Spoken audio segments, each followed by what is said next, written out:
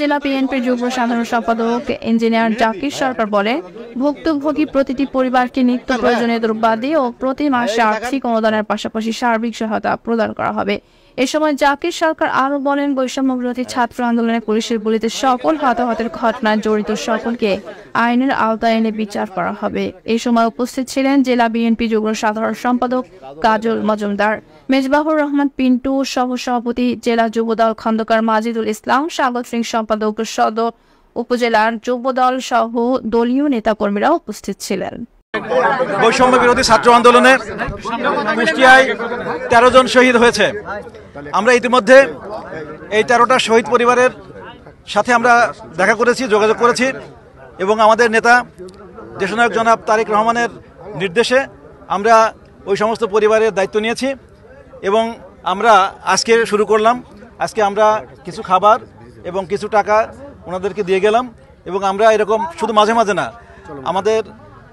আমাদের ইচ্ছা আকাঙ্ক্ষা আমরা মাসিক ভিত্তিতে ওনাদের পরিবারের যে খরচ সেটা আমরা বহন করব এবং ওনাদের বাচ্চাদের লেখাপড়ার জন্য যে যা লাগে যত টাকা খরচ হয় আমরা সেরকম একটা হিসাব করে যাতে তারা সুস্থ সুন্দরভাবে লেখাপড়া করতে পারে এবং এই বাচ্চাগুলোর সঠিক লেখাপড়া করে সমাজে মাথা উঁচু করে দাঁড়াতে পারে এবং এই পরিবারটা সমাজে মাথা উঁচু করে বেঁচে থাকতে পারে, আমরা সেই ব্যবস্থা করবো ইনশাল্লাহ।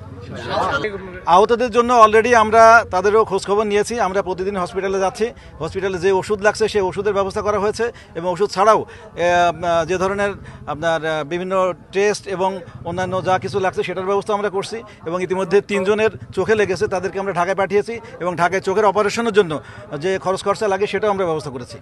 এটা আসলে আমাদের প্রধান দাবি। আপনারা ইতিমধ্যে দেখেছেন সেনাপ্রধান জাতির উদ্দেশ্যে প্রথম যে ভাষণ দিয়েছিলেন সেখানে উনি বলেছেন যারা এর জন্য দায়ী তাদের বিচার করতে হবে। তা আমরা ইতিমধ্যে কুষ্টিয়াতে আমাদের যে সমন্বয় মিটিং হয়েছে সেখানে জিওসি সাহেব ছিলেন, ওনাদেরকে আমরা বলেছি যারা কুষ্টিয়াতে এই ঘটনা ঘটিয়েছে তাদের বিচার হতে হবে। কিন্তু একটা টেকনিক্যাল বিষয় এখানে আছে যে যারা নিহত হয়েছেন তাদের পোস্টমর্টেম করা হয়নি, কারণ তখন থানা অ্যাক্টিভ ছিল না। আর পোস্টমর্টেম করা না হলে মামলা হচ্ছে না, মামলা না হলে বিচার হবে না। এই জন্য আমরা অলরেডি ডিসি সাহেব এসপি সাহেবের সাথে কথা বলেছি, 2-1 দিনের মধ্যেই হয়তো কুষ্টিয়ায় থানা অ্যাক্টিভ হবে। থানা অ্যাক্টিভ হলে আমরা কোর্টের পারমিশন নিয়ে লাশগুলো রিকভার করার ব্যবস্থা করব, রিকভার করে পোস্টমর্টেম করে মামলা রুজু করব এবং আইনি প্রক্রিয়া ইনশাআল্লাহ বিচার হবে।